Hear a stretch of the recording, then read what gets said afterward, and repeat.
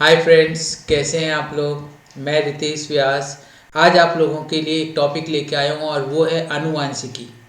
आनुवांशिकी मित्रों एक ऐसा टॉपिक है जो आपको टेंथ क्लास के अंदर, ठीक है, ट्वेल्थ क्लास के अंदर, चाहे वो टेंथ क्लास हो चाहे वो ट्वेल्थ क्लास हो, और इसके साथ साथ में मित्रों जो आरपीएससी के एग्ज़ाम्स होते हैं, ठीक है ना, आरपीएससी के एग्ज़ाम्स होते हैं या जो यूपीएससी के एग्ज़ाम्स होते हैं, उन सब के अंदर ये चैप्टर पूछा जाता है।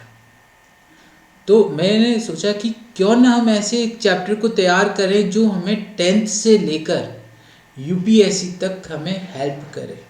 ओके, तो हम आज जो स्टार्ट कर रहे हैं वो इसी चैप्टर को कर रहे हैं, आनुवंशिकी को। और मित्रों मैं आपको बता दूं कि मेरा एक चैनल है, ठीक है, और वो चैनल है व्यास ट्यूटोरियल, ठीक है ना, व्यास ट्यूटोरियल जोधपुर। और ये जो चैनल है मेरा, आप इस चैनल को सब्सक्राइब करिए और शेयर करिए। मैं इस चैनल के अंदर जनरल साइंस के जितने भी टॉपिक्स हैं, ठीक है ना, चाहे वो टेंथ के हों, ट्वेल्थ से रिलेटेड हों या कॉम्पिटिटिव एग्जामिनेशन से रिलेटेड हों, वो सारे के सारे टॉपिक इसमें आपके लिए लेके आने वाला हूँ। तो आप प्लीज़ इसको सब्सक्राइब करिए, शेयर करिए, ठीक है। तो जितने ज़्यादा सब्सक्राइबर होंगे तो उसके अकॉर्डिंग मैं इसको और भी ज़्यादा मॉडिफाई कर दूंगा। बट विश्वास रखिए मित्रों, मैं आपका कोई भी ऐसा कॉन्सेप्ट रहने नहीं दूंगा कि जो आपको ना आए, और कोई भी कंपटीशन में आप इस टॉपिक से रिलेटेड कैसा भी कोई क्वेश्चन आ जाए आप श्योर कर पाएंगे। ओके, तो now we start this chapter, आनुवंशिकी जेनेटिक्स। मैं इसमें बाईलिंगुअल में पढ़ाऊंगा, कोई दिक्कत नहीं है, हर तरह का बच्चा इसको समझ सकता है, ठीक है ना। तो फर्स्ट हम इस चीज़ को डिस्कस करें कि आनुवंशिकी जो चैप्टर है, इस चैप्टर के अंदर सबसे पहले हम ये देखते हैं कि इस आनुवंशिकी को, ठीक है, आनुवंशिकी जो शब्द है इसको सबसे पहले किसने प्रयोग में लिया था। तो मित्रों मैं बताता हूँ कि सर्वप्रथम आनुवंशिकी शब्द का प्रयोग बैटसन नाम के वैज्ञानिक ने किया था 1960 के अंदर। अब जैसे मैंने बताया बैटसन, तो वैसे वैसे होता क्या है कि आपके दिमाग में एक पैरेलल क्वेश्चन आता है, मैंडल ने बताया था।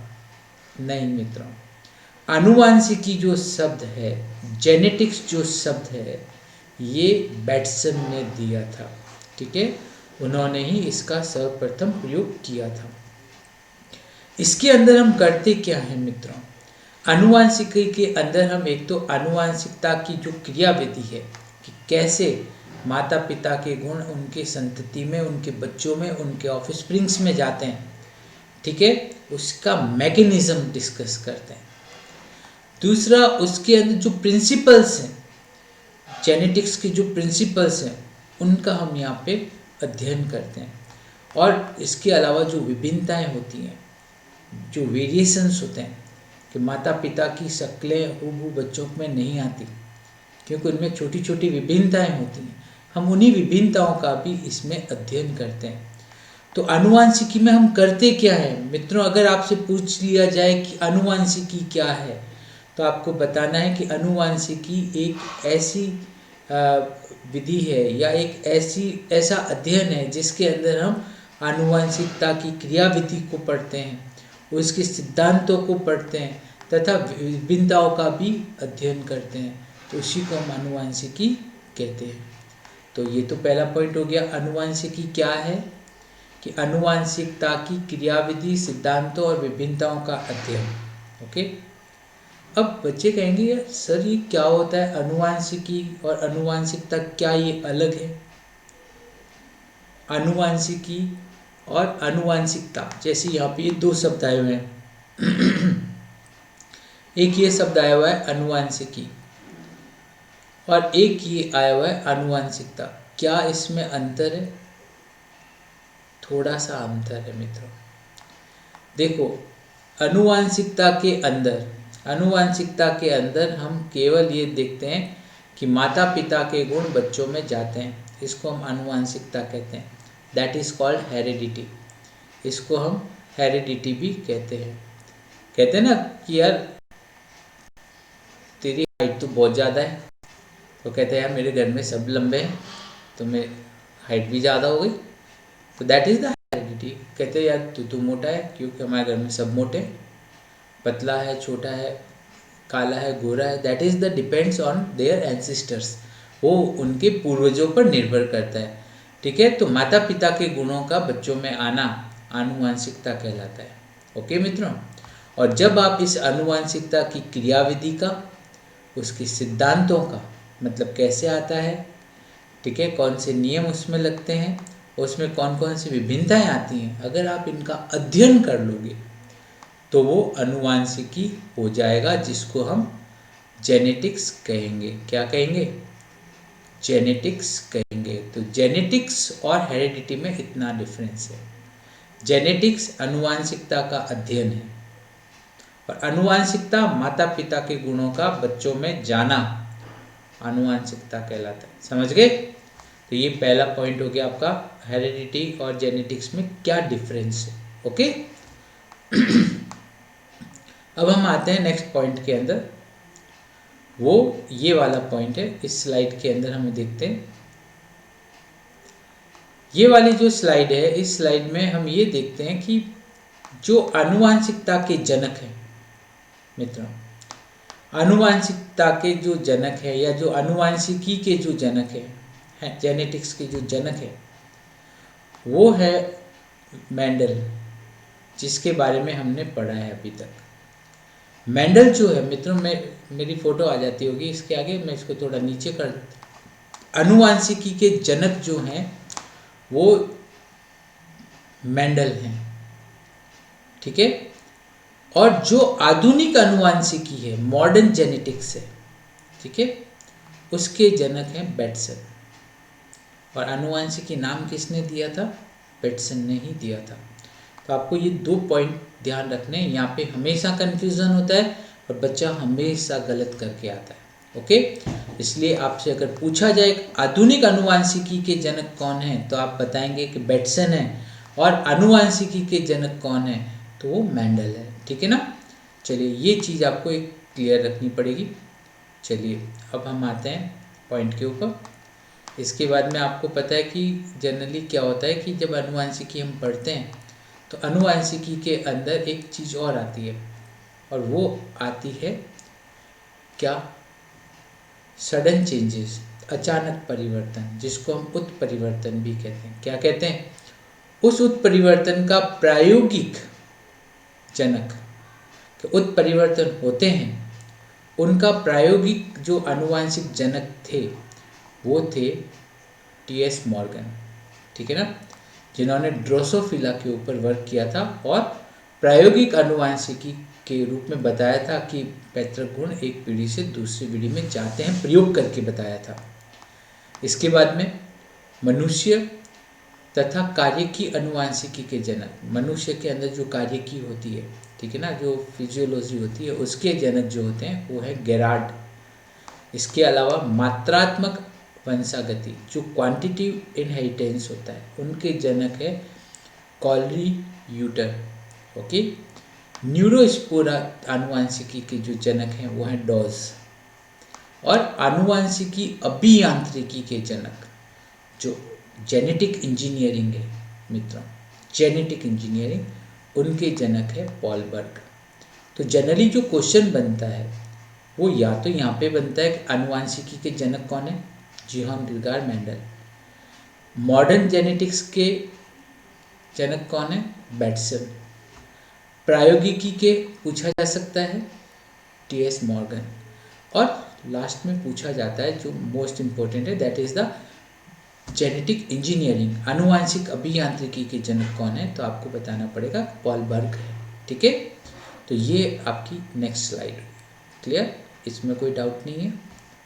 चलिए, इसके बाद में हम आते हैं नेक्स्ट पॉइंट के अंदर। नेक्स्ट पॉइंट आप देखेंगे आपके सामने है, वो है आनुवंशिकता।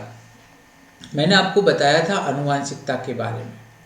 आनुवंशिकता क्या होता है, हेरिडिटी क्या होता है। तो मैंने बताया था कि आनुवांशिकता के अंदर क्या होता है कि जो पैतृक लक्षण जो होते हैं, ठीक है, उनका स्थानांतरण होता है। कहाँ से? जनक मतलब जो पेरेंट्स होते हैं उनसे उनकी संतति में, पेरेंट्स से बच्चों में अगर लक्षणों का स्थानांतरण हो तो उसे हम आनुवांशिकता या हेरिडिटी कहते हैं, ठीक है ना। तो कहने का मतलब कि पैतृक गुणों का अपने बच्चों में जाना, स्थानांतरित होना आनुवांशिकता कहलाता है।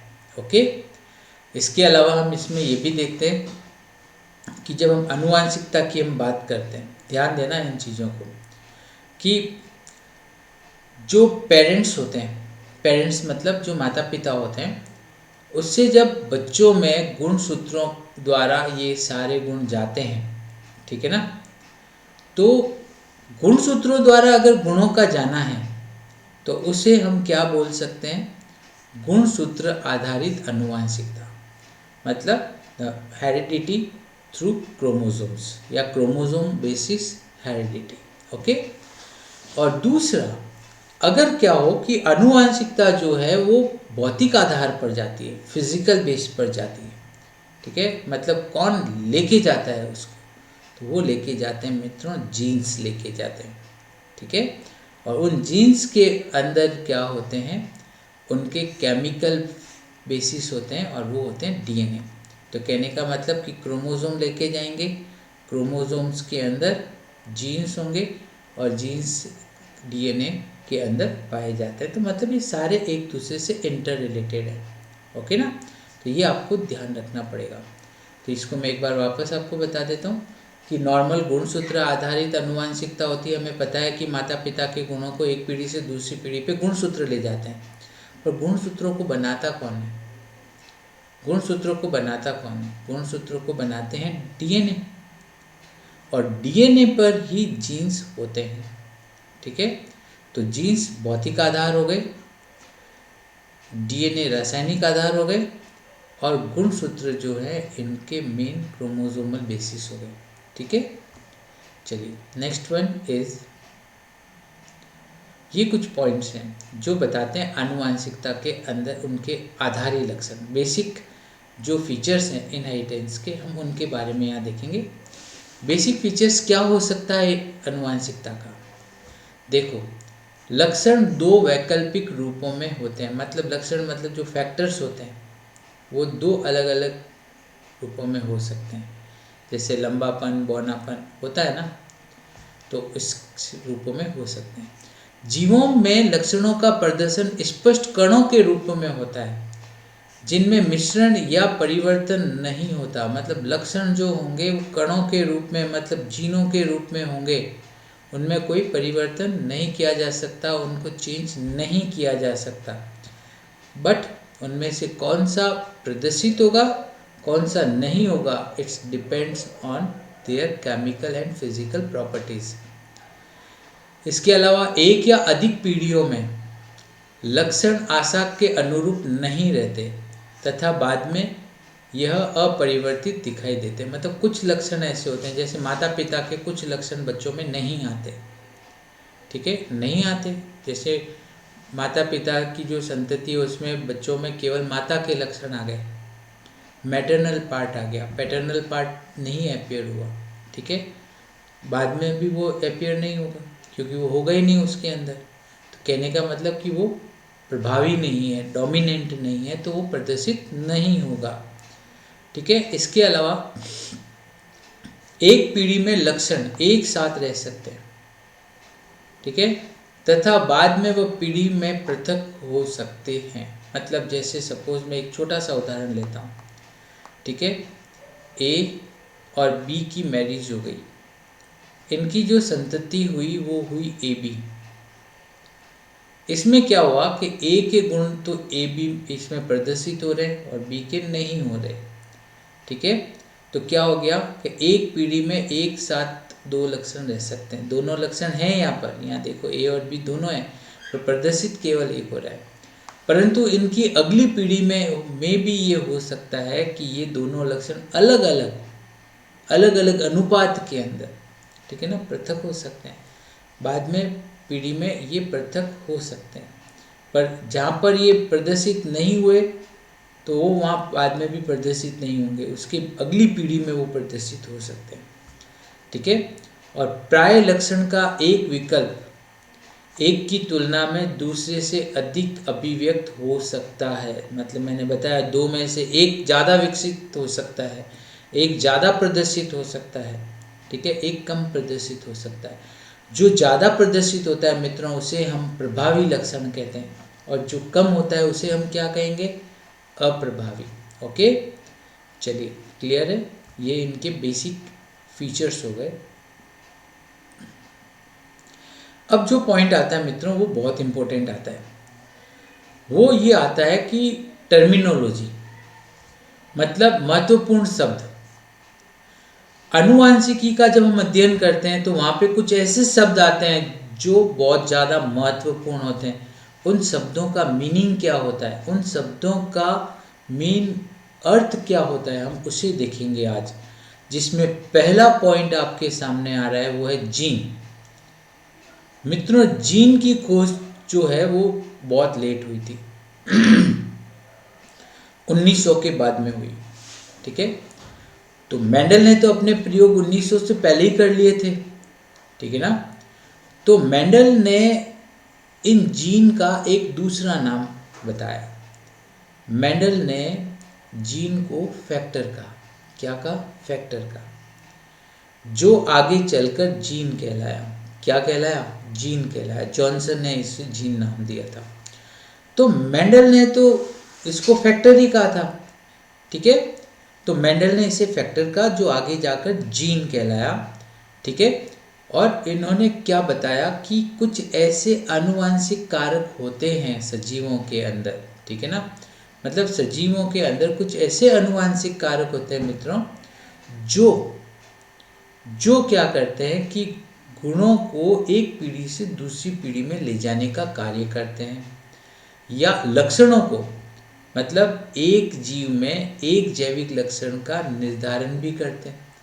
जैसे बच्चों के अंदर केवल एक माता के गुण का आना, या पिता के गुण का आना, किसी के गुण का आना, या किसी विशिष्ट गुण का आना, उसका जो निर्धारण होता है वो ये जीन ही करते हैं। कौन करते हैं, जीन ही करते हैं, और इन्हें हम क्रियात्मक इकाई भी कहते हैं। ठीक है ना, मतलब is a functional unit of hereditary matter, मतलब आनुवांशिक पदार्थ की ये क्रियात्मक इकाई कहलाती है जीन, जिसे मेंडल ने फैक्टर कहा था, और 1905 के अंदर जॉनसन ने इसे जीन नाम दिया था। ओके, चलिए अगला पॉइंट आता है दूसरा टर्म मित्रों यहाँ पर है युग्म विकल्पी। युग्म विकल्पी का मतलब होता है एलील्स और एलिलोमॉर्फ। एलील और युग्म विकल्पी दोनों एक ही होते हैं। ठीक है, अब आपको मैं बताऊं कि इसका मीनिंग क्या है। इनका मीनिंग ये होता है कि हर एक सजीव के अंदर जो जीन्स होते हैं, ठीक है ना, वो हमेशा एक जोड़ी में रहते हैं। ठीक है, और गुणों को या लक्षणों को प्रदर्शित करते हैं। तो ये जो लक्षणित प्रदर्शित करने वाले जो जीन होते हैं, जो युग्म में रहते हैं, उन्हें हम युग्म विकल्पी कहते हैं। ठीक है, जैसे कि कोई पौधा लंबा है, जैसे अपन पढ़ते हैं, तो उसको हम कैपिटल टी से प्रदर्शित करते हैं। तो ये जो युग्म है ये प्रदर्शित करता है किसको, किसी लक्षण को। अगर हम लोग इसमें ये देख लें, स्मॉल टी है तो ये भी प्रदर्शित करता है बौनेपन को। ठीक है ना, तो लंबेपन को, बौनेपन को हम प्रदर्शित करते हैं कुछ पर्टिकुलर पेयर से। उन पेयर्स को हम लोग युग्म विकल्पी कहते हैं। ठीक है, अब जैसे ये युग्म विकल्पी हैं, अगर दोनों युग्म विकल्पी समान हैं, जैसे कैपिटल टी है, ओके, ध्यान देना इस चीज़ को, दोनों युग्म विकल्पी कैपिटल टी है, या स्मॉल टी है, दोनों सेम हो, ओके, कैपिटल आर है या स्मॉल आर है, सेम है, एक जैसे हैं, तो उसे हम समयुग्मनजी कहेंगे, होमोजाइगस कहेंगे। ठीक है, तो होमोजाइगस क्या होते हैं कि अगर सारे युग्म विकल्पी एलील एक जैसे हैं तो वो समयुग्मनजी होंगे, और अगर एक जैसे नहीं है मित्रों, ठीक है, अगर एक जैसे नहीं हैं तो वो विषम युग्मनजी कहलाएंगे। तो पहले हम समयुग्मनजी को देख लेते हैं कि एक लक्षण के लिए जब दोनों जीन एक समान प्रकार के होते हैं तो उसे हम होमोजाइगस कहते हैं। ठीक है, और ये शुद्धता को प्रदर्शित करते हैं, प्यूरिटी को प्रदर्शित करते हैं। ओके जैसे कैपिटल टी स्मॉल टी दोनों एक जैसे हैं तो ये समयुग्मनजी हो गए। वहीं मैंने आपको बताया कि अगर इसमें से एक भी अलग हो, ठीक है, एक भी अलग हो, जैसे एक कोई कैपिटल टी है एक स्मॉल टी है, तो दोनों अलग अलग हो गए ना, तो क्या होगा कि एक लक्षण के लिए जब दोनों जीन असमान प्रकार के हों तो उसे हम हेट्रोजाइगस या विषम युग्मनजी कहते हैं। क्या कहते हैं? विषम युग्मनजी कहते हैं। क्लियर है? कोई कंफ्यूजन नहीं? चलिए, इसके अलावा जीन प्रारूप इज ए जीनोटाइप। जीनोटाइप क्या होता है, फिनोटाइप क्या होता है, हम इसके बारे में डिस्कस कर रहे हैं। देखिए आपको पता है कि जब हम एक संकर अनुपात की बात करते हैं, मोनोहाइब्रिड क्रॉस की बात करते हैं, तो मोनोहाइब्रिड क्रॉस के अंदर हमारे पास में इस तरह का F2 जनरेशन आता है। ठीक है, इस टाइप का F2 जनरेशन आता है, मैं आगे इसको डिटेल से बताऊंगा, जिसमें एक होमोजाइगस है, दो हेट्रोजाइगस है और एक वापस होमोजाइगस है। तो ये इनके अंदर जो टी और आर की पोजीशन देखते हैं हम लोग, जैसे टी की पोजीशन देखकर जो रेशियो बनाते हैं, इस रेशियो को हम जीनोटाइप कहते हैं। जैसे 1:2:1 is a genotype ratio. Okay, जो जीन के आधार पर, मतलब टी जो है ये क्या है, जीन है, एलील्स है, इनके आधार पर जो रेशियो बन जाता है वो जीनोटाइप रेशियो होगा, जिसे जीन प्रारूप कहते हैं। ठीक है, तो जीन के आधार पर बनने वाला रेशियो जीनोटाइप होगा, और बाह्य आकारिकी के आधार पर, बाहर से देखने के आधार पर जो रेशियो बनता है, जो अनुपात बनता है, उसे हम लक्षण प्रारूप कहेंगे, कि वो लक्षणों के आधार पर बनेगा। तो जीनी प्रारूप जीन के आधार पर बनता है और लक्षण प्रारूप लक्षणों के आधार पर बनता है। अब जैसे हमारे पास में ये दूसरा वर्ड आ गया लक्षण प्रारूप। लक्षण प्रारूप जो है वो लक्षणों के आधार पर बनता है। जैसे अगर हम बाह्य जो आकार की होती है, ठीक है ना, वो जो बाह्य आकार की होती है, बाहर से देखने में वो पौधा कैसा है, ठीक है, उसको देखकर अगर हम कोई अनुपात बनाते हैं तो वो लक्षण प्रारूप होगा, जिसमें हम रूप, लिंग, रंग और उसके व्यवहार को देखकर अनुपात बनाते हैं। ठीक है, इसके बाद में आता है शुद्ध वंश क्रम, is a pure line. What is the meaning of शुद्ध वंश क्रम और प्योर लाइन? प्योर लाइन का मतलब क्या होता है? प्योर लाइन का मतलब होता है कि ऐसे पौधे जिसमें कोई छुपा हुआ गुण ना हो, there is no hidden character. Okay, मतलब जैसे कोई टी है, ठीक है, इसका अगर हम स्वपरागण कराते हैं, ये चीज़ आप याद रखना, अगर हम इसका स्वपरागण कराते हैं तो हमें सारे कैपिटल टी ही मिले तो वो शुद्ध है। अगर इसमें एक भी कोई दूसरा स्मॉल टी आ गया तो वो अशुद्ध होगा। तो स्वपरागण कराने पर भी उसमें कोई परिवर्तन ना आए तो उसे हम शुद्ध वंश क्रम कहते हैं। जैसे होमोजाइगस जो जीव होते हैं, ठीक है ना, अगर आप उनका बार बार अगर स्वपरागण कराते हो और उसके बाद भी उसमें से कोई दूसरा गुण नहीं आता है तो वो शुद्ध है। ओके, तो इसमें पीढ़ी में केवल एक ही प्रकार की संततियाँ उत्पन्न होती हैं तो उसे हम शुद्ध वंशक्रम कहेंगे। इसके बाद में जो नेक्स्ट पॉइंट आता है वो आता है एक संकर, द्विसंकर और बहुसंकर संकरण। मित्रों, ये जो चीज़ होती है ना, ये थोड़ा सा हम लोगों को अलग तरह से करना पड़ेगा।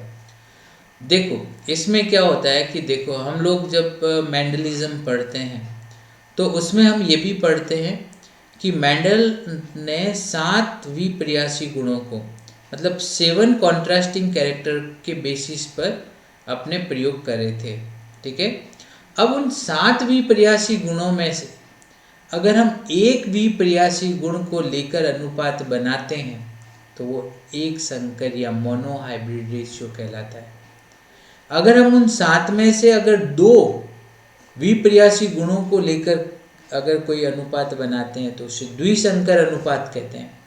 और यदि मित्रों 2 से ज़्यादा को लेकर करें तो उसे बहुसंकर या पॉलीहाइब्रिड संकरण कहते हैं। ठीक है ना, तो ये कितने आप विपर्यासी गुण लेते हो उनके आधार पर आपको इसे बताना होगा।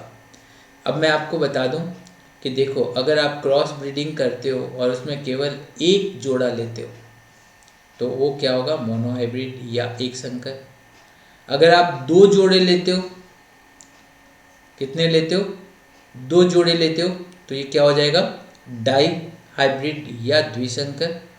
और अगर आप 2 से अधिक जोड़ों के अंदर क्रॉस कराते हो तो पॉलीहाइब्रिड क्रॉस, मतलब उसको हम बहुसंकर संकरण कहते हैं। ओके मित्रों, क्लियर है? तो इसको हम डिटेल से आगे करने वाले हैं मित्रों। ठीक है, इसके बाद में आता है व्युत्क्रम संकरण।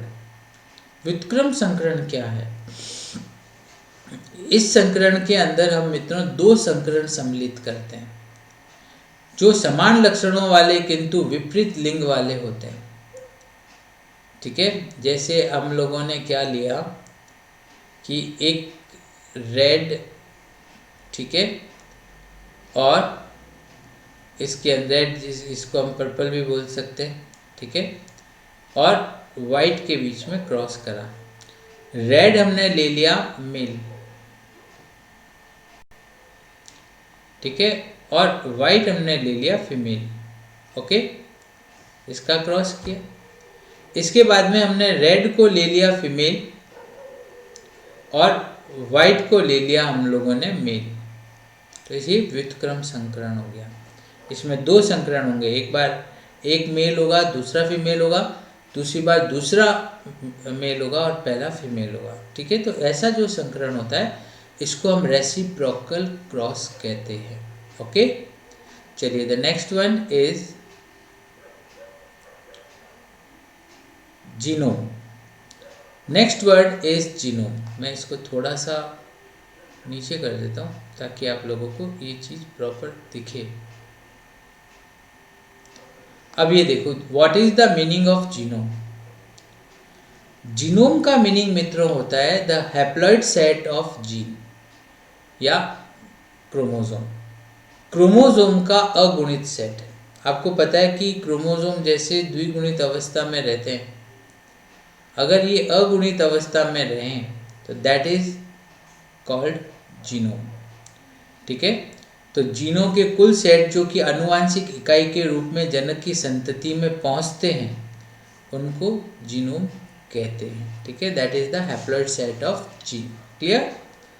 इसके बाद में आता है gene pool. What is the meaning of gene pool? Gene pool का मतलब होता है कि जो टोटल पॉपुलेशन है, टोटल समष्टि है, मतलब जो जनसंख्या है, ठीक है ना, उनके अंदर जितने भी जीनोटाइप्स हैं, जितने भी जीन्स हैं, ठीक है, वो मिलकर उसका जीन पूल बनाते हैं। तो जीन पूल क्या है? The total number of gene in a particular population. एक पॉपुलेशन में टोटल जीनों की संख्या उसका जीन पूल कहलाती है। ठीक है, और अगर किसी एक जीन में भी मित्रों अगर परिवर्तन आ जाता है ना, तो ये परिवर्तन पूरी जनसंख्या में फैल जाता है। पर उसमें बहुत हज़ारों साल लगते हैं। ठीक है, इसके बाद में आता है मित्रों F1 पीढ़ी। F1 पीढ़ी क्या होती है कि देखो, जैसे हमने दो ऑर्गेनिज्म लिए A और B, तो ये पैतृक पीढ़ी हो गई। इनमें अगर हमने क्रॉस कराया तो हमें जो पीढ़ी मिलेगी ये F1 पीढ़ी होगी। इसको हम फर्स्ट फीलियल जनरेशन भी कहेंगे। ठीक है ना, क्या कहेंगे? फर्स्ट फीलियल जनरेशन या F1 पीढ़ी या हाइब्रिड जनरेशन, ये तीनों वर्ड इसी के लिए आते हैं। ठीक है, कोई कंफ्यूजन नहीं। तो इसमें क्या होता है कि जब जनकों के मध्य क्रॉस कराने पर उत्पन्न जो पहली पीढ़ी होती है उसे हम F1 पीढ़ी कहते हैं। Okay, clear?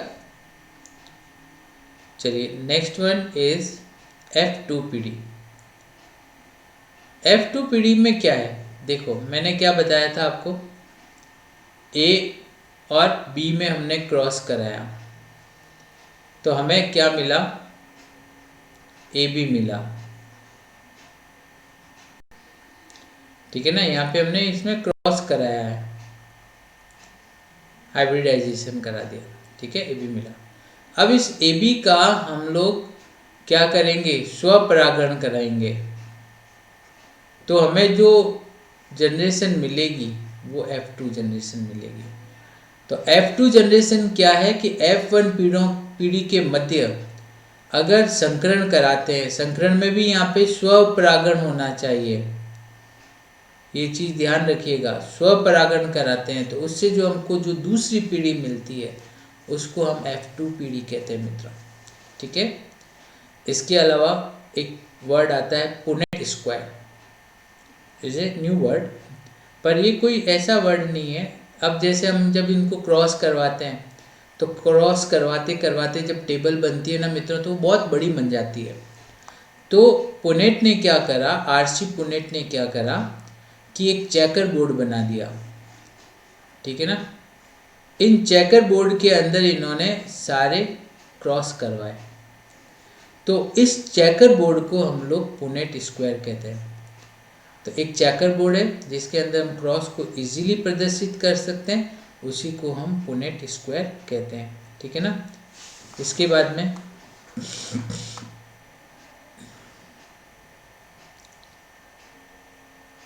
बैक क्रॉस, संकर पूर्वज संकरण। ये एक ऐसा क्रॉस है जिसमें संकर तथा उसके किसी एक जनक के बीच क्रॉस कराया जाए। संकर का मतलब तो मित्रों ये हो गया जिसमें दोनों गुणों कैपिटल टी स्मॉल टी। ठीक है, अब इसका जनक या तो कैपिटल टी होता है या इसका जनक स्मॉल टी होता है। तो इन दोनों के बीच में जो क्रॉस कराया जाता है that is called back cross या संकर पूर्वज क्रॉस कहा जाता है। दोनों ही होगा इसमें। ठीक है, क्लियर है? तो ये तो हो गया आपका बैक क्रॉस, और इसके बाद में आता है टेस्ट क्रॉस।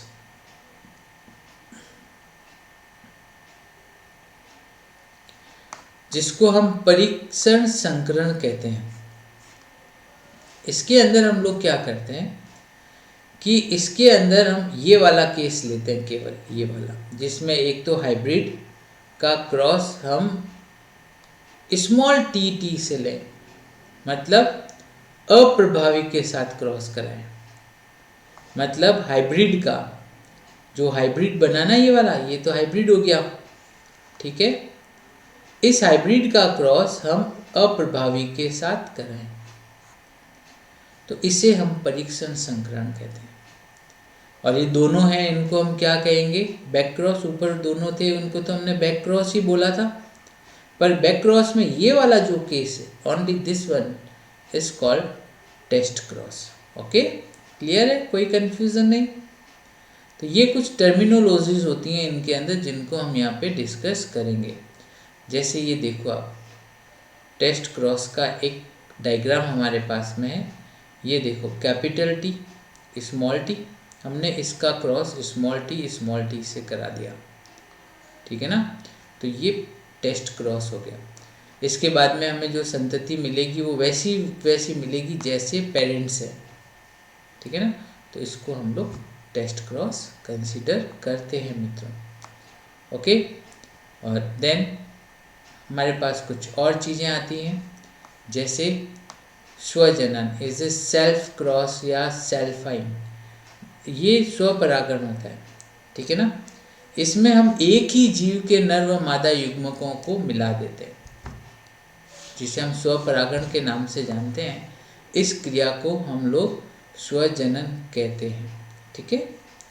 इसके बाद में आता है प्रेक्षित और संभावित परिणामों में अंतर, ऑब्जर्व्ड एंड एक्सपेक्टेड रिजल्ट।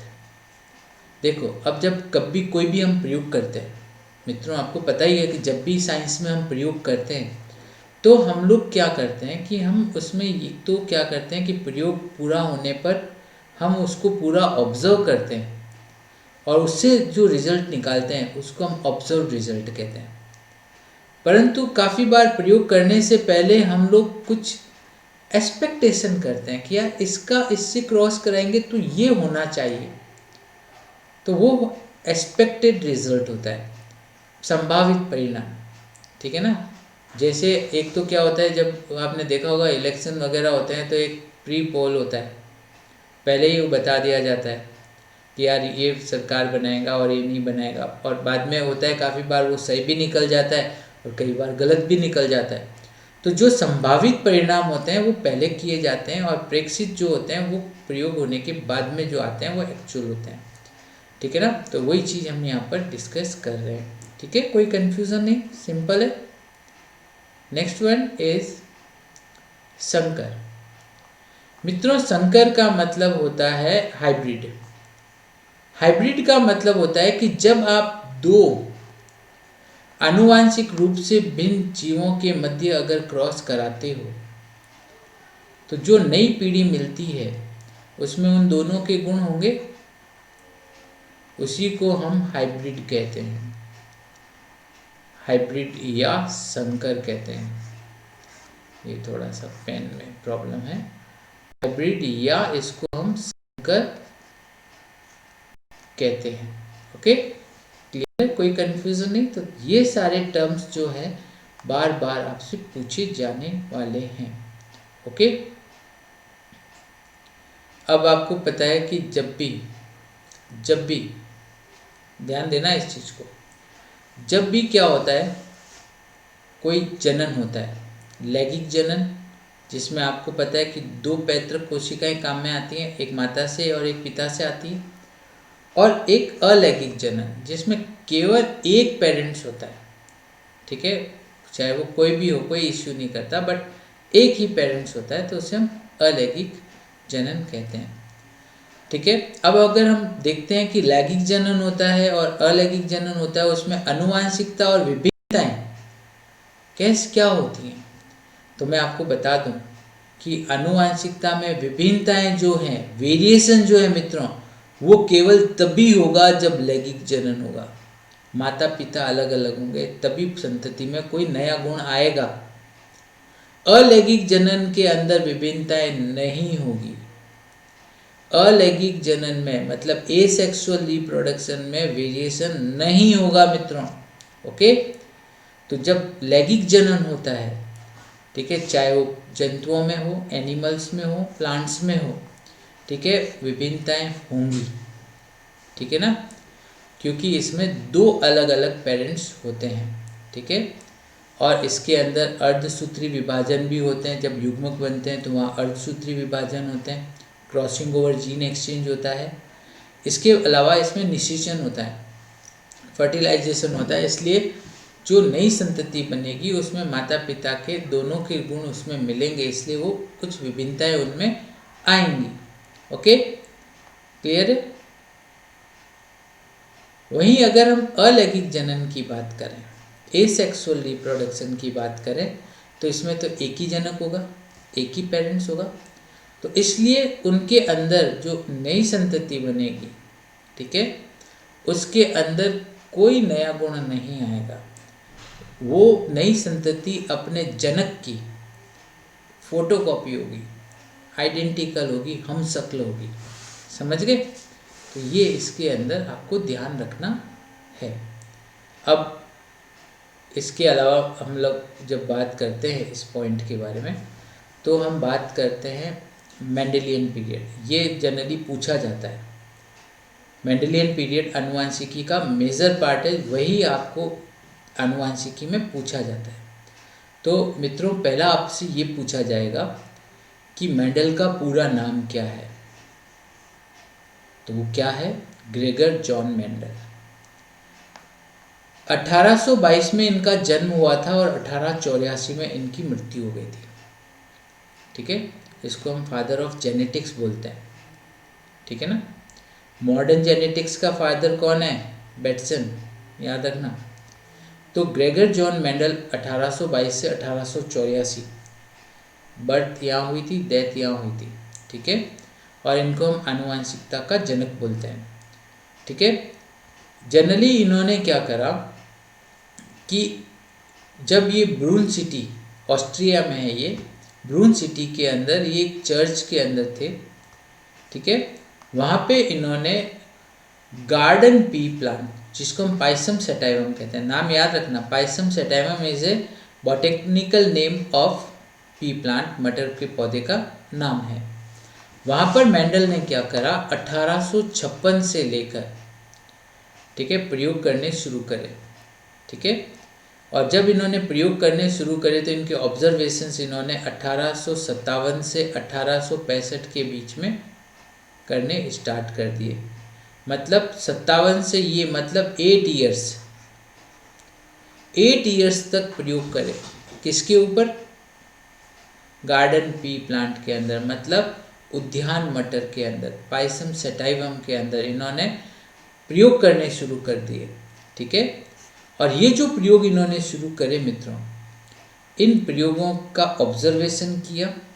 ठीक है, और उनका एक पूरा लेक्चर किया इन्होंने। ठीक है, 1865 के अंदर ही, और 1866 के अंदर इन्होंने पब्लिश कर दिया। ठीक है ना।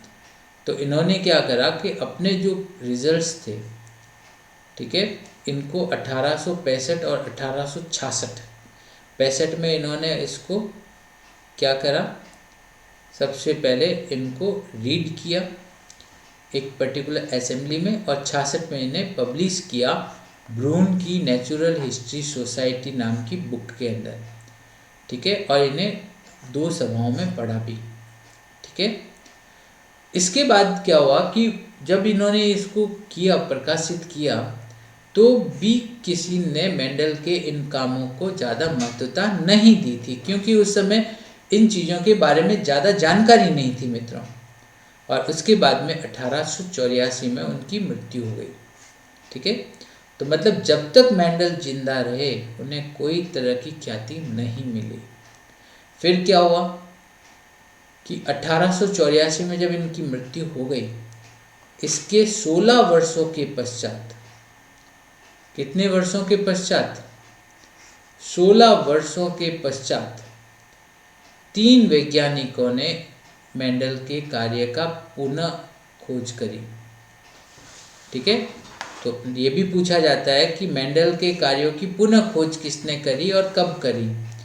तो इसमें 3 वैज्ञानिक थे। एक तो हॉलैंड के थे ह्यूगो डी व्रीस, जर्मनी के थे कार्ल कॉरेंस, और ऑस्ट्रिया के थे एरिक वॉन सेरमार्क। ओके, इन 3 वैज्ञानिकों ने, पहला ह्यूगो डी व्रीस थे, दूसरा कार्ल कॉरेंस थे, और तीसरा वॉन सेरमार्क थे। इन तीनों वैज्ञानिकों ने मेंडल के प्रयोगों को पुनः खोजा 1900 में। 84 से 16 साल हो गए ये। तो ये 16 साल के बाद में इन्होंने इनके प्रयोगों को वापस खोजा। तब जाकर मेंडल को फेम मिला कि ये प्रयोग तो मेंडल ने बहुत पहले कर लिए थे। तो आपसे ये पूछा जा सकता है कि मेंडल की मृत्यु के कितने वर्षों के पश्चात उन्हें ख्याति मिली? तो आपको बताना पड़ेगा 16 वर्षों के पश्चात, क्योंकि ख्याति तो इनको कब मिली थी? 1900 में मिली थी ना, जब इन तीनों ने वापस प्रयोग करे। 1 मिनट में इसको प्रॉपर लिख देता हूँ, 1900 में मिली थी जब इन्होंने प्रयोग करे थे, ठीक है ना। और इनकी मृत्यु कब हो गई थी? 1884 के अंदर। तो एक तो ये चीज़ आपसे पूछी जा सकती है। एक आपको पता है कि इन्होंने अपने प्रयोग पब्लिश कब करे? 1866 के अंदर, ठीक। इन्होंने इसको कौन से सभाओं में पढ़ा और कब पढ़ा? 1865 के अंदर पढ़ा। तो पढ़ा वहां से 35 वर्षों के पश्चात और पब्लिश के 34 वर्षों के पश्चात उनको ख्याति मिली। ओके, ये चीज आप ध्यान रखिएगा। इसके बाद में जो पॉइंट आता है वो ये आता है कि मेंडल ने मटर के पौधे का चुनाव क्यों किया। भाई मेंडल ने प्रयोग करे थे अपने, उन प्रयोगों के अंदर मेंडल ने मटर के पौधे को चुना। क्यों चुना भाई?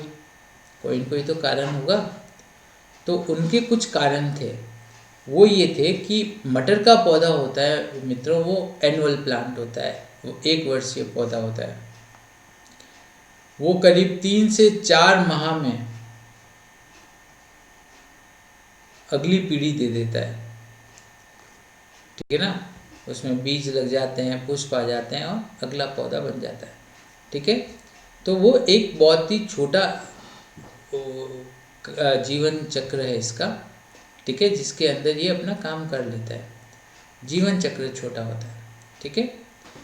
इसलिए आसानी से हम 1 साल में कई प्रयोग कर सकते हैं। दूसरा, मटर का पौधा द्विलिंगी पौधा है, मतलब उसके पुष्प में नर व मादा दोनों जननांग पाए जाते हैं। मतलब उनके अंदर नर व मादा दोनों जननांग एक ही पुष्प में पाए जाते हैं, इसलिए इसका चुनाव किया गया, ठीक है। इसके अलावा इसका जो चुनाव किया गया वो इसलिए किया गया कि मटर का जो पुष्प होता है ना मित्रों, वो बंद होता है, पैक होता है, और जब वो बंद होगा तो उसमें स्वपरागण ही होएगा। अगर हमें उसमें पर परागण कराना है तो हमें उसको खोलना पड़ेगा। तो स्वपरागण तो उसमें नेचुरली होता है, पर परागण हम उसमें आर्टिफिशियली करा सकते हैं, कृत्रिम रूप से करा सकते हैं, ठीक है ना। इसलिए ज़्यादातर ये पौधे स्वनिषेचन करते हैं, होमोजाइगस होते हैं, और इसका पर परागण हम लोग आर्टिफिशियली कृत्रिम रूप से करा सकते हैं, ठीक है। इसके बाद में जो नेक्स्ट पॉइंट आता है कि इसमें स्वपरागण होता है, इसलिए इसका वंशक्रम शुद्ध होता है, प्योर लाइन होते हैं ये सारे पौधे।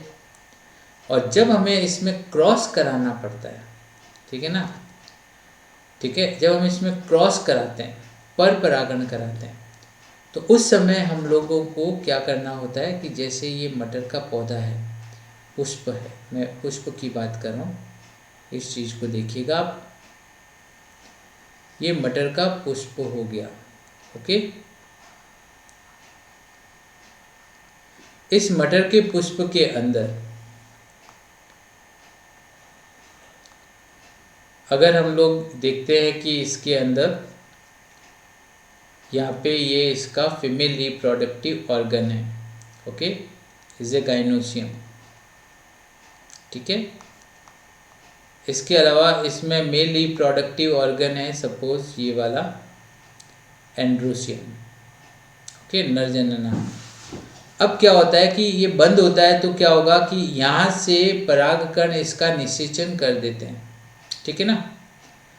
तो ये स्वनिषेचन ना करे, इसलिए क्या होता है कि जनरली जो लोग इस तरह के प्रयोग करते हैं वो इन नर जननांगों को काट देते हैं। क्या कर देते हैं? इन नर जननांगों को काट देते हैं और उसके बाद इस पर थैली लगा देते हैं। तो नर जननांग को हम एंथर कहते हैं मित्रों। तो इसको हटा देते हैं, इस क्रिया को मेस्कुलेशन कहा जाता है। तो ये भी पूछा जाएगा, इमेस्कुलेशन क्या होगा कि द्विलिंगी पुष्प में से नर जननांगों को हटाना इमेस्कुलेशन कहलाता है। इसके अलावा आता है थैलीकरण बैगिंग, जिसमें हम क्या करते हैं कि इस पुष्प को चारों तरफ से थैली से बांध देते हैं ताकि कोई दूसरा परागकण इसका निषेचन ना करे, क्योंकि हमें निषेचन तो उस परागकण का कराना है ना जिसे हम चाहते हैं। तो बैगिंग द्वारा हम क्या करते हैं कि दूसरे परागकण इस तक ना पहुँचे, इसलिए हम उसे सुरक्षित करते हैं। और उसके बाद हम क्या करेंगे कि जिन परागकणों को हमें इस पे डालना है उन परागकणों को हम इसके ऊपर लाकर छटक देंगे।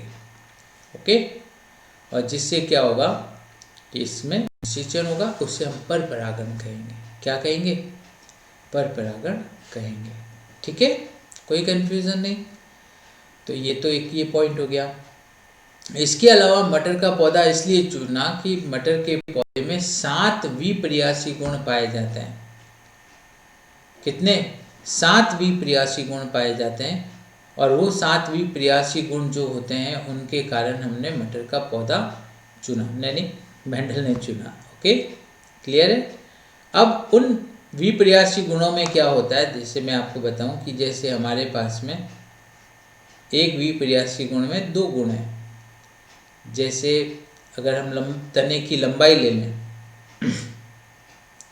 ठीक है, तो जैसे ये लंबा पौधा है और ये बौना पौधा है, अगर हमने इसके अंदर क्रॉस कराया, ठीक है, तो हमें पहली पीढ़ी के अंदर अगर सारे लंबे मिले तो हम क्या बोलेंगे कि ये वाला गुण यहाँ प्रदर्शित हुआ है, क्योंकि लंबे से लंबे बन गए, बौनापन आए ही नहीं।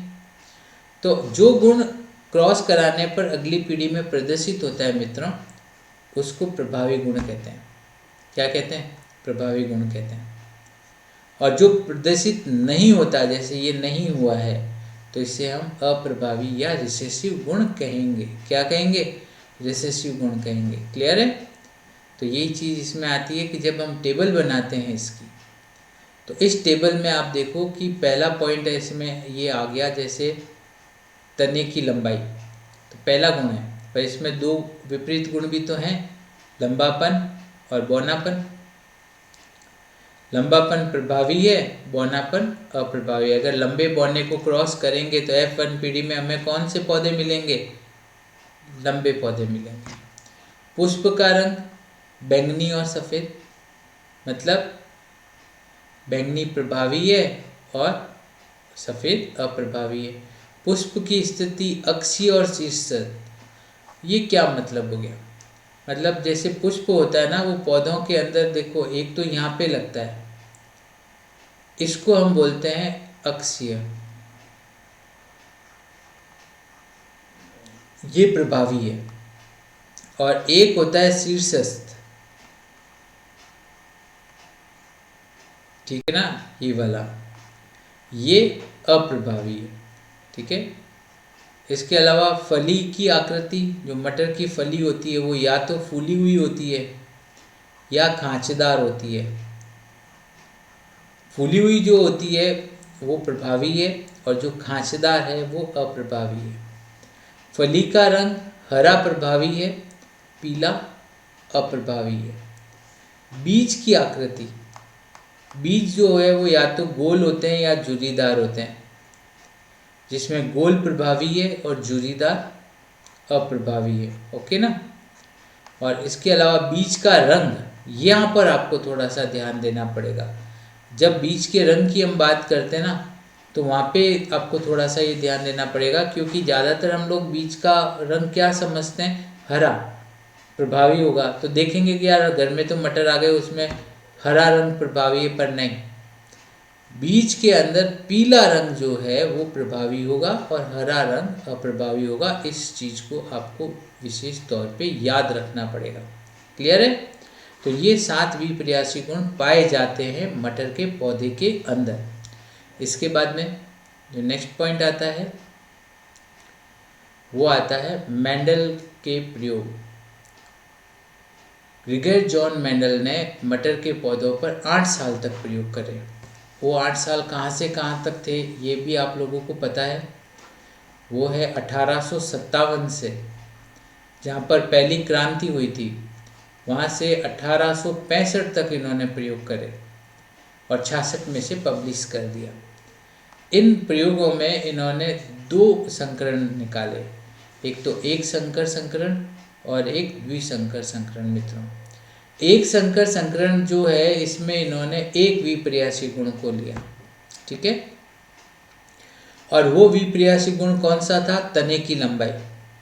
तो इन्होंने क्या करा कि मटर का एक गुण लिया, तने की लंबाई, जिसमें लंबे और बौने 2 पौधे पाए जाते हैं, ठीक है ना। हमने देखा था अभी कि अगर हम तने की लंबाई की बात करते हैं तो इसके अंदर लंबे और बौने 2 पौधे पाए जाते हैं। तो इन्होंने क्या करा, लंबे और बौने दोनों को ले लिया, ठीक है, और इन दोनों को लेकर मेंडल ने इनका क्रॉस करा दिया।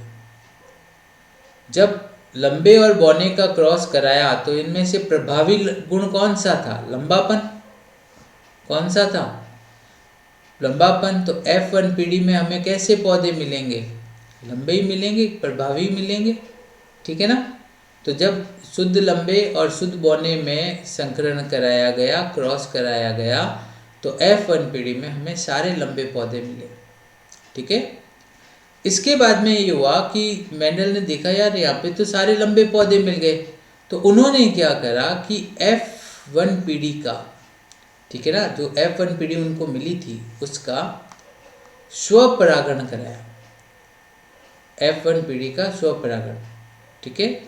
तो जब F1 पीढ़ी का स्वपरागण कराया तो उन्होंने देखा कि जो अगली पीढ़ी उन्हें मिली F2 पीढ़ी, उसमें सारे गुण लंबेपन के चाहे बौनेपन के एक निश्चित अनुपात में पृथक हो गए, जिसके अंदर फिनोटिपिक मतलब लक्षण प्रारूप अनुपात में 3:1 के अंदर, और जेनोटिपिक मतलब जो जीनोटाइप है उसके अंदर 1:2:1 के अंदर पृथक हो गए, ठीक है ना। तो ये मेंडल का पहला प्रयोग था जिसे हम एक संकर संकरण कहते हैं। ये होता कैसे है, हम इस चीज़ को थोड़ा सा डायग्रामेटिकली देखेंगे। ये देखो मित्रों, ये लंबा पौधा है, ठीक है, और ये बौना पौधा है, ठीक है ना। अब इन दोनों में संकरण करा तो हमें F1 पीढ़ी में सारे लंबे पौधे मिले। कैसे मिले? लंबे पौधे मिले। तो मतलब यहाँ पर कौन सा गुण प्रभावी है? ये वाला, ठीक है। इसके बाद में मेंडल ने इस F1 पीढ़ी का स्वपरागण कराया, ठीक है, इसका स्वपरागण कराया तो उन्होंने देखा कि 3 पौधे दिखने में लंबे हैं और एक पौधा दिखने में छोटा है। तो अनुपात क्या बन गया? 3:1। ये लक्षण के आधार पर बना, दिखने के आधार पर बना, तो ये लक्षण प्रारूप अनुपात हो गया। परंतु जब मेंडल ने इसमें टी की आकृतियों को देखा तो उन्होंने देखा कि एक तो शुद्ध लंबा है, ठीक है, 2 जो है वो ये संकर लंबे हैं और एक शुद्ध बौना है, ठीक है ना। तो उन्होंने देखा कि 1:2:1 ये हो गया इसका जीन प्रारूप। कौन सा प्रारूप हो गया? जीन प्रारूप। तो लक्षण प्रारूप हो गए 3:1 और जीन प्रारूप हो गया 1:2:1, ठीक है। अब यहाँ पर एक और इम्पोर्टेंट चीज़ मैं आपको बता रहा हूँ कि देखो, ये वाली जो है ये है पैतृक पीढ़ी, ये तो हमको पता ही है, ठीक है। इसमें हमने क्या करा? पर परागण करा, और पर परागण करा मतलब क्रॉस करा। हमें कौन सी पीढ़ी मिली? F1 पीढ़ी। F1 पीढ़ी में केवल लंबाई वाले गुण थे। कौन से गुण थे? लंबाई वाले गुण थे। इसलिए यहाँ पर प्रभाविकता का नियम लगा। कौन सा नियम लगा? प्रभाविकता का नियम, लॉ ऑफ डोमिनेंस। इसके बाद में क्या हुआ कि इस F1 पीढ़ी का स्वपरागण कराया गया, ठीक है। तो कौन सी पीढ़ी मिली? F2 पीढ़ी। इस F2 पीढ़ी में लक्षण प्रारूप तो ये रह गया फिनोटाइप, और जीनी प्रारूप ये रह गया। ठीक है ना।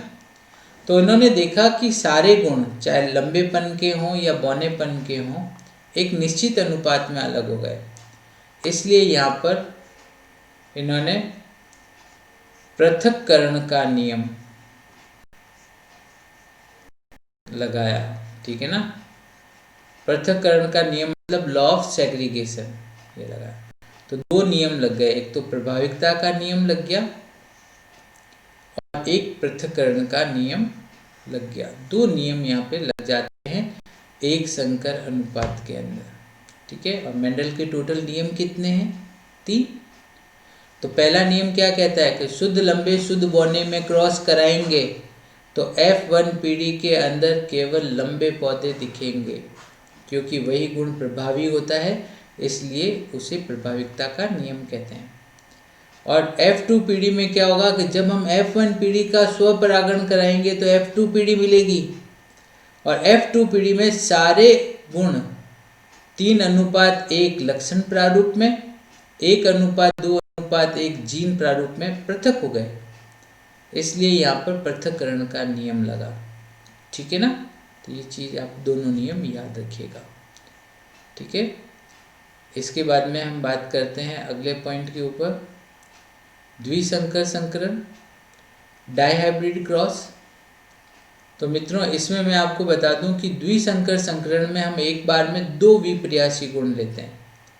ठीक है। 2 विपर्यासी गुण लेकर जब हम उनका क्रॉस कराते हैं तो हमें भी F1 और F2 पीढ़ियाँ मिलती है। ठीक है। और उन F1 और F2 पीढ़ी के अंदर हम एक चेकर बोर्ड बनाते हैं जो कुछ इस प्रकार का होता है ये। ठीक है ना। ये देखो हमने राउंडेड और येलो मतलब गोल बीज जो येलो कलर के थे और झुर्रीदार बीज जो ग्रीन कलर के थे, इन दोनों के मध्य क्रॉस कराया तो पहले हमें F1 पीढ़ी मिली। ठीक है। तो ये तो क्रॉस कराने पर मिली ना। ठीक है। और इस F1 पीढ़ी का जब हमने स्वपरागण कराया तो हमें कौन सी पीढ़ी मिली?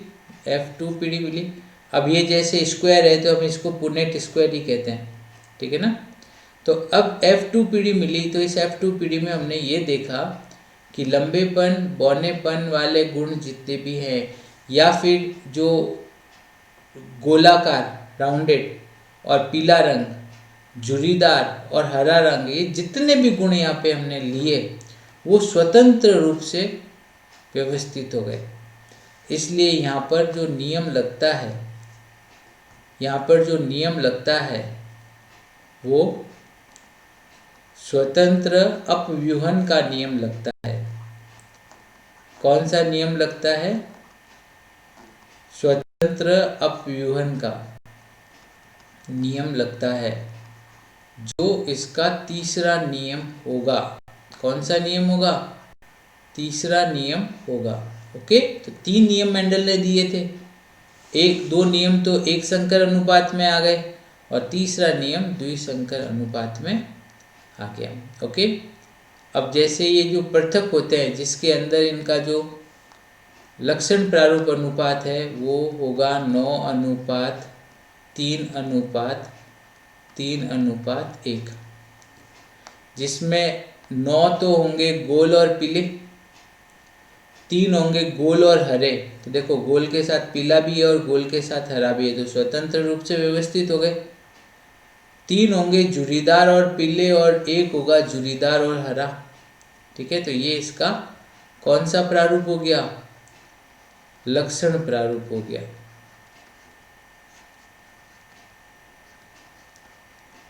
और मित्रों इसमें जीन प्रारूप भी काफ़ी बार पूछ लिया जाता है, जो होता है 1:2:2:4, 1:2:2 2, 1:2, 2 लिखे हैं इसे 2 और 1, ये 3 और ये 9 और 1 जो है वो है ये। तो ये इसका जीनी प्रारूप हो गया। क्या हो गया? जीनी प्रारूप।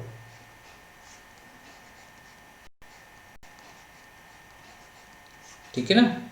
तो इसका F2PD का जो जीनी प्रारूप और लक्षण प्रारूप है वो ये होता है। इसे आप थोड़ा याद रखिएगा।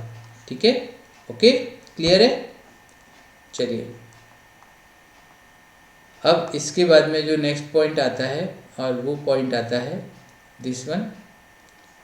इसमें आपको लिखा हुआ है कि ये इसका लक्षण प्रारूप हो गया, फिनोटाइप हो गया, और ये इसका जीनोटाइप हो गया। ठीक है ना? कोई कन्फ्यूज़न नहीं, सिंपल है। और इसके बाद में हम बात करते हैं इनके नियमों के बारे में। देखो, पहला नियम जो इसका है वो तो प्रभाविकता का नियम था, वो हम लोगों ने देख लिया। चाहे वो 1 संकर अनुपात हो या 2 संकर अनुपात हो, दोनों में F1PD के अंदर आपको ये नियम मिल जाता है, प्रभाविकता का नियम, क्योंकि वहाँ पे केवल वही गुण प्रभावी होगा जो प्रदर्शित होगा। अब इसमें जो दूसरा नियम है वो ये है, पृथक्करण का नियम और युग्मकों की शुद्धता का नियम। ये हमेशा F2PD में बनेगा और एक संकर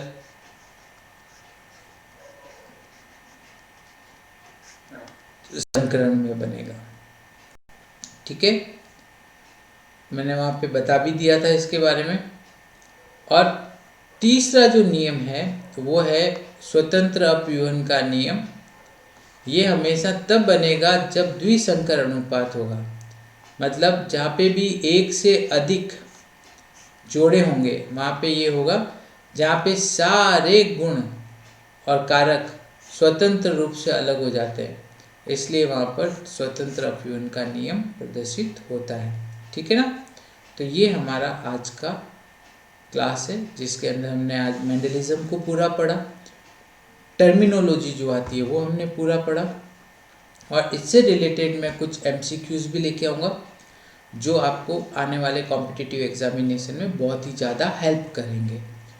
और इससे रिलेटेड अगर कोई भी कन्फ्यूज़न हो तो आप मेरे को मैसेज करिएगा, मैं बिल्कुल आपको उसे सॉल्व करूँगा। ठीक है? तो मैं आपको एक चीज़ और कहना चाहूँगा मित्रों, जो आप इसमें देख रहे हैं, आप प्लीज़ आप इसको सब्सक्राइब करिए चैनल को, और इसे आप शेयर करिए अपने फ्रेंड्स के अंदर। और दूसरा पॉइंट कि इसमें कौन कौन से टॉपिक्स आने वाले हैं मैं वो भी आपको बता देता हूँ। मैं 10th class general science, 12th class biology और RPSC के अंदर जैसे पटवार, रीट, RS, ठीक है ना, पुलिस कांस्टेबल, इनके जितने भी एग्ज़ाम्स होते हैं, इनसे रिलेटेड जितने भी कॉम्पिटिटिव एग्जामिनेशंस हैं, उनमें कौन कौन से टॉपिक्स आते हैं, उनकी थियरी, उनके MCQs भी आपको इसमें करूँगा। इसलिए आप इसको शेयर और सब्सक्राइब जरूर करिएगा। ठीक है? नमस्ते।